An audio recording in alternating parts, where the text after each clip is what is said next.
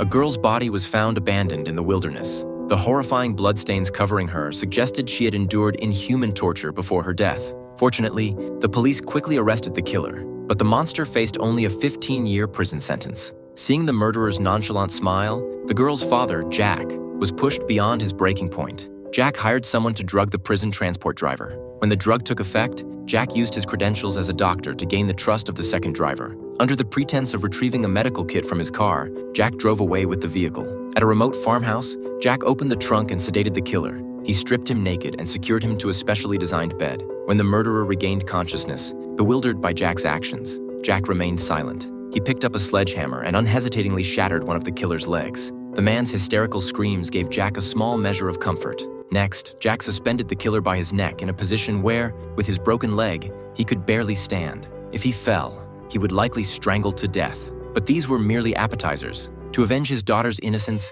Jack planned to torture him for 7 days and 7 nights. The following day, when the killer passed out from the pain, Jack revived him by urinating on him. Then he stomped on the broken thigh, causing the killer to scream in agony. Jack hung the man by his wrists and mercilessly lashed his body with chains. The excruciating pain made it nearly impossible for the killer to breathe, but Jack showed no intention of stopping. Finally, the defiant killer confessed his crimes and began apologizing profusely. This only enraged Jack further. No apology could bring back his daughter.